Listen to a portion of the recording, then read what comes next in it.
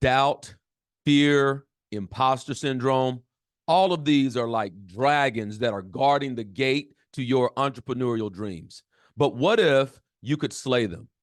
And what if there was a force that was so powerful, it was more powerful than any marketing campaign, any sales copy, more powerful than any of that? And through using it, you'd be able to slay the dragons, walk through the gate, and get your dreams. That force is belief. And today we're going to explore ways for you to build your belief both internally and externally as an entrepreneur. Let's grow.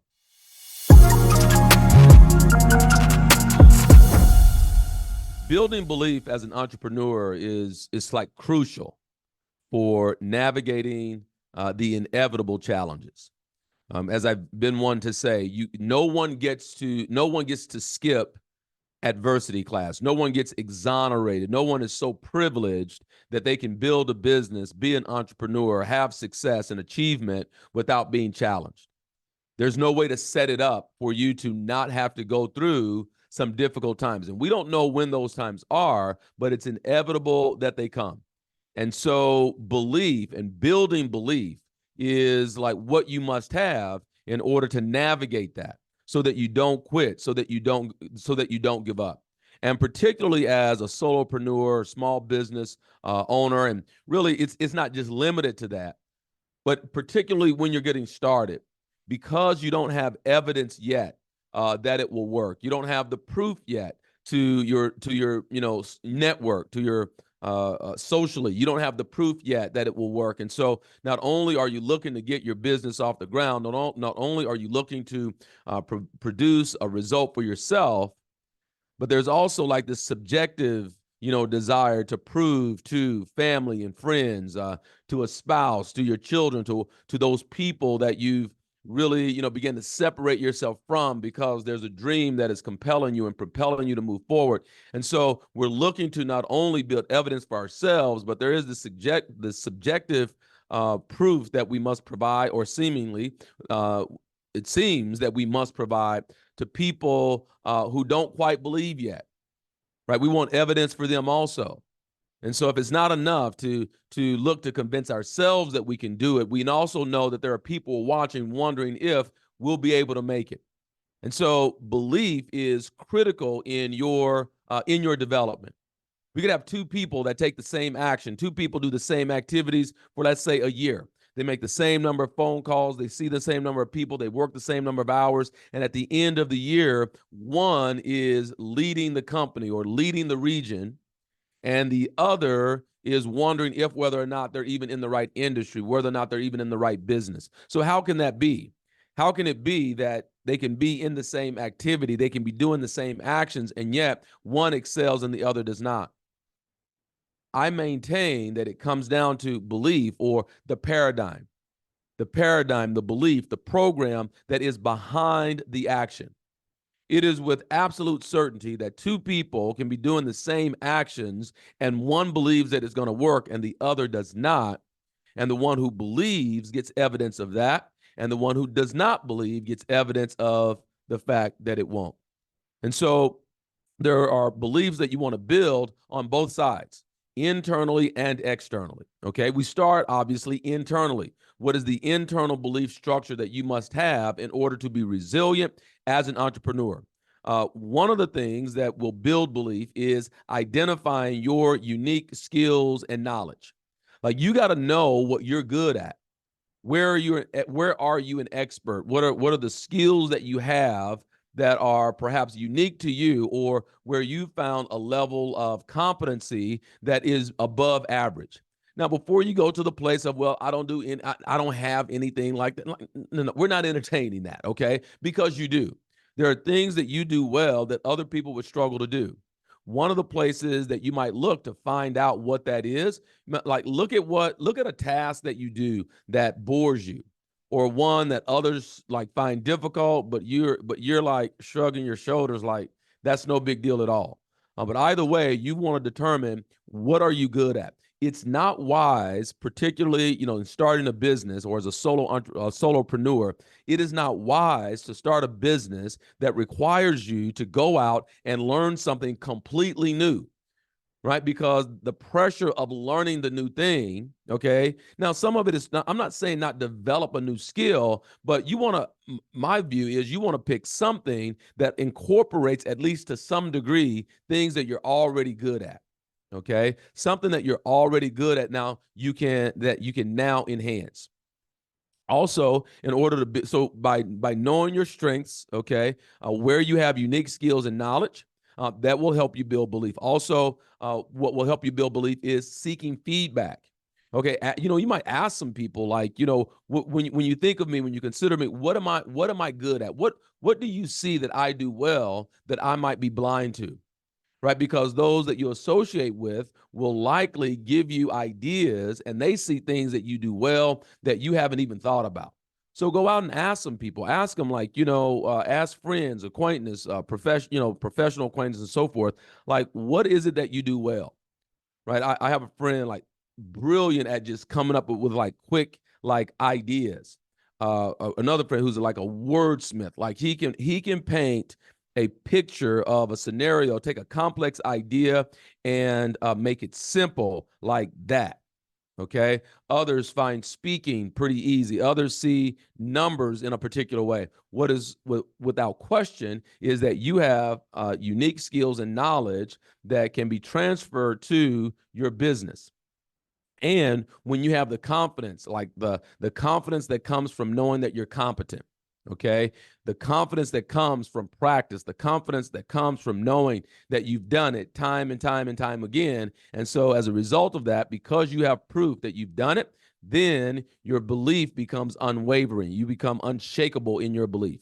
Does that make sense? Okay. And then secondly, as I was saying, seek feedback, get testimonials. Ask people that you've been of service to what you do well. And then another thing, like when people comment you on, they say, "Oh, that was great," right? I really thank you. I appreciate you. Then pause them for a moment and say, "Well, specifically, what was it about my product or service that you enjoyed the most?" Get their assistance in drilling down on what it is particularly or specifically that stood out to them, because in that you can find another way to add more beautiful service. It's also important to track your progress, to track your wins. Now, if you've been listening to this podcast, you've heard me say many times that the celebration and the acknowledgement is a very important part of the achievement cycle. High achieving people tend to be those who, when things go great, they're kind of numb to it. And then when things don't go so well, they're really self-critical and beat themselves up. Well, understand that whatever you emotionalize, whatever you give feeling or emotion to, you get to repeat. Whatever you emotionalize, you get more of. So one of the things that will build your belief is celebrating progress and your wins. Okay, you want to track it. You want to track where when you won the day, you did what you said you would do. You got to win, big or small. You got to win, right? And then you celebrate or you acknowledge that, you call attention to it, you emotionalize it. That does, in fact, build your internal belief. So now when you have testimonials from people that you've added service to or you've added value to, you identify your unique skills and knowledge, and you have evidence of being competent in it, right? And you are practicing, or you're in the habit of celebrating your wins. Like, those three things will build your internal belief, in addition to affirmation and visualization and so forth. But in a more practical sense, okay, real world practical sense, it's like, okay, what are the skills that I do well? Where are the places that I've added value? And where can I track progress and wins? That will assist you in building the your internal belief, okay? And then you got to be willing to challenge, right? You got to challenge your limiting beliefs. So it is not true that, well, if I don't know how to do it, it's not true that, well, either I have it or I don't. That's not true. Everything you know today, everything I know today, I had to learn how to do it. You didn't come into the world, typing on a keyboard. You didn't come into the world like tying your shoelaces or riding a bicycle, right? Everything that you know how to do today, you had to learn it. So you want to challenge those limiting beliefs. Challenge the beliefs that say, well, it's too late. I'm too old, or I'm too young, or, I don't have it, but you can identify that it factor in someone else. You can only identify it in someone else because it's present in you. So if you're going to build your internal beliefs, you got to be willing to challenge the limiting ones and reframe those thoughts into positive affirmations, right? You could just add the 3-letter word yet on the end. I don't know how to do that yet. I haven't made $1 million in a year yet. I've never known what it was like to speak on a stage with 1,000 people in the audience yet. Okay? Because once you determine that it's what you want, like the want is the only prerequisite. Like wanting is the only prerequisite for getting what you want. Does that make sense? Right? I was listening to Bob Proctor. He's deceased now, but man, he was a mentor of mine and a coach in some respects. But he would say, like, the prerequisite to getting what you want is to want it. Like, a lot of people think, well, I got to have the money first. I got to be of a certain age. I got to know the right people. I got to know this. I got to have that. And they think that they have to have those things before having what they want. But in truth, the only prerequisite is to want it. Wanting is the only prerequisite to getting what you want. So challenge the limiting beliefs, okay? And you can challenge the limiting beliefs also by seeking counter evidence. So if you find yourself in the place of, well, I'm not smart enough, I'm not good enough, I don't deserve it, I'm not worthy, what have you, right? Look at times in your life where you were the opposite of those things, where you have evidence that you can do it. Think to a time when you went through difficulty and you made it happen. Think about something that was very difficult for you at one time, and today it seems easy, right? Where you used to be afraid of it, but now that you have understanding, right, you've embraced it and you know it a whole lot better. Last night was the NBA All-Star game. And though I didn't watch I really watched very little of the game. The pregame show, they happened to be interviewing the guard from New York. I think his last name is Brunson. And he was talking about, what it was like growing up with his dad and shooting the basketball. And his dad was telling him that, he has potential and that he could do it. He could do something special if he would just stick with it. But what stood out to me in this interview was when this young man said, and they asked him, like, he used to be a sixth man. He used to come off the bench. And the interviewer asked him, so when you were a sixth man, like when you were coming off the bench, did you ever imagine that you could be a starter in the All-Star game? Did you ever imagine when you were sitting on the bench and having to come off the bench, did it ever cross your mind that you could actually be a starter in the All-Star game? And you know what he said? Yes. He was like, I've always believed that I could. And then, there was some other commentary, but what stood out to me was when he said, I am here because I deserve to be. Oh, man, when he said that, and I was like, whoa. He's like, usually you hear people, taking a little humble route, a little, oh, I don't want to appear egotistical, and I don't want to appear, narcissistic, and all this, these buzzwords now, looking to convince people not to even believe in themselves, frankly. But it's like he said, I am here because I deserve to be. Meaning he knew the work that he had put in. He knew the prices that he had paid. He knew the sacrifices that he had made. That's a person whose belief is unwavering, unshakable.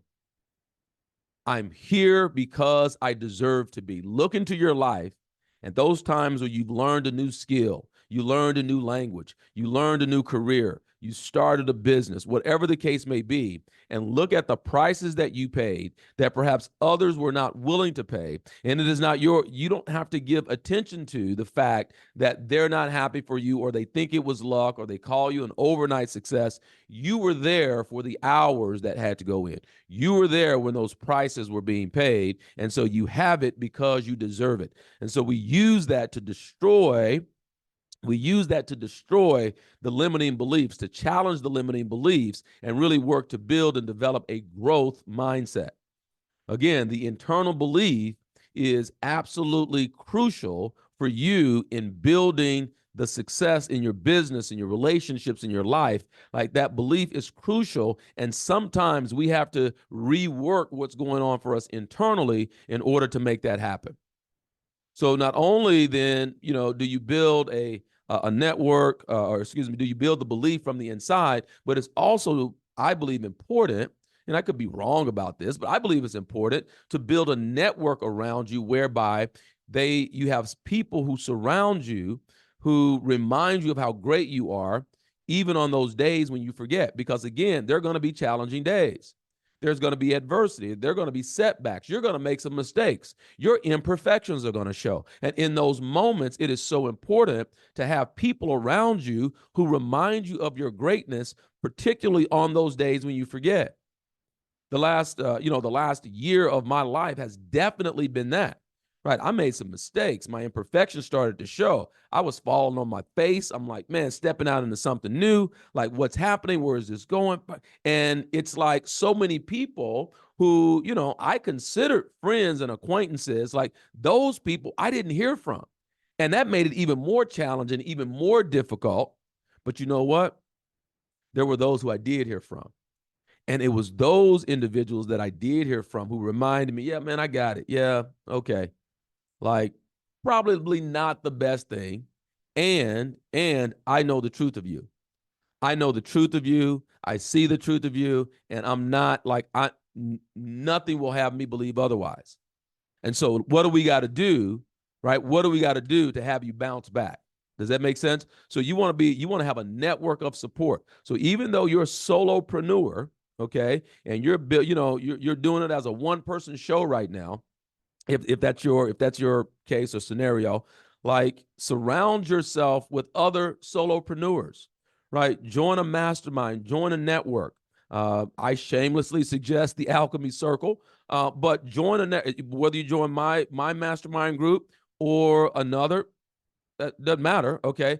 But well, it does matter, because you want to be a part of a group that has some structure around mixing or blending skill set and mindset. But that's me on a tangent. I'm back now. But join a network, be a part of a group of like-minded individuals, or at least like vision, who, when you say that it's tough or challenging, okay, they can relate to it. Right. So oftentimes you're an individual who's carrying the entire load or burden. A lot of people are like first generation entrepreneur or first generation wealth. And so it's almost as though you're carrying the weight of an entire family on your shoulders. And it's like, well, who do you turn to when you get hit with kryptonite? All right. So having a network of support. Life is easier when you're surrounded by people who want to see you win. The internal belief. Okay. We challenge our limiting beliefs. We know what we're good at. We build the skill and competency. So we know what we're good at. That's transferable. We challenge our limiting beliefs. We celebrate wins and progress. We celebrate wins and progress. We surround ourselves with people who remind us of how great we are, even on the days that we forget. And we look for those places and those instances in our lives where we did the opposite of what the limiting belief is saying. And knowing that it's enough to want it, okay? Because that can drive everything else. Wanting is the only prerequisite for getting what you want. That's how we set up the internal belief structure. And then we want to also set up an external belief structure. So your external belief structure is, you want evidence outside of you as well, right? You want to look to things and say, okay, you know what? I built that. I contributed to that. I sold that family, that home right there, right? You want to find people who are winning in their life as a result of your coaching and advice, right? You want some social proof and testimonials of what you've done and how you've contributed and the value that you add. That begins to build. You want to enter the competitions. You want to put your name in the hat, right? You want to match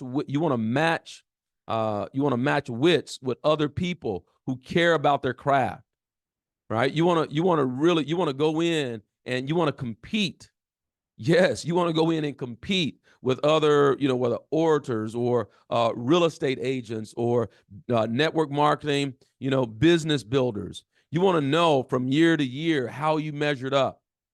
You want to put your name in the hat. You want to put your skills on the line. You want to be a part of those conversations at the award ceremonies. And then when you get that feedback, okay, so let's say you don't win, but that becomes feedback for you that can then become fuel. That feedback becomes fuel. I think it was Ken Blanchard who said, feedback is the breakfast of champions.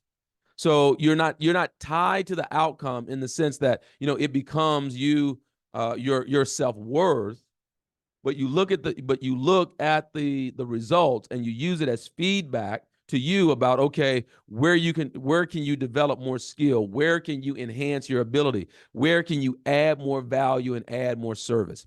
I have absolutely no qualms with a person who says, well, I want to make more money. Like and I know that there are those who want to have a conversation of money not being this and money not being that and money's not everything. And I get it. And you get to have that conversation. What I'm suggesting is that there is a reality where, money can actually be a measure of your success. How so? Well, in order for you to make more money, it means you've provided more service. You've assisted more people. You added more value. So when a person says that they want to make more money, I get excited for them because as I view it, in order to make more money, you want to serve more people. And if more people get served, then why not? Why should it be that you offer extraordinary service and not be beautifully compensated for it? I believe that you can be on a mission without it being missionary work. You can be on a mission without it being missionary work. And you don't have to, and I watched it growing up. I really witnessed it all my life. Really, giving people, altruistic people, give you the shirt off their back, but then it's like, figuratively, they walk around naked because they gave and gave and gave, but didn't know how to receive or ask or demand and command compensation for the value that they rendered. So the internal belief structure, right? That's working on the self-image, and the external, the social proof through the people that you've served. This builds belief. It builds belief for you as an entrepreneur. And why is that important? It's important because it is inevitable that tough time and challenges will arise. It is inevitable. And you have not done something wrong because you're in a tough spot. You're not because you're in like a struggle currently, or it's difficult right now. That does not mean that you've done something wrong. I often see people have this interpretation, and that is not the case. My view is this: when you find yourself in a difficult time, ask yourself, what have I been asking for? Meaning, what's the dream that you've been wanting to have fulfilled? What's the aspiration? Because oftentimes the difficulty that you may be experiencing, what if you reframed it and looked at it as that the difficulty that you are experiencing is actually shaping you, molding you, preparing you for sustaining and maintaining that next level of success that you desire. Transformation requires that a price be paid. That non-negotiable. Transformation requires that a price be paid. So what if the difficulty and the challenge that you were experiencing, what if it was actually conditioning you so that when you get to that level that you've been asking to go to, you're able to maintain it. You're able to sustain it. You're able to keep it and then move up from there. That's how I like to look at it. And since we're all just creating a narrative for our life and our life experience, why not create one that supports and serves you? I hope this helps. And if it does, don't keep it a secret. Let someone know that this podcast exists. I appreciate that. I appreciate you. If you got value from today, and you're not a subscriber to my email list, then go to courtlandwarren.com/ opt in, OPTIN, and join the email list. That's important because I want to be able to directly communicate with you without it being dependent on like the platforms and so forth. So your email address would help. So courtlandwarren.com/opt-in is where you can choose into our email list. And if you haven't already, subscribe to this channel. And that way you get a notification each Monday when a new episode is released. Thank you so much. You appreciate it. We'll see you next time.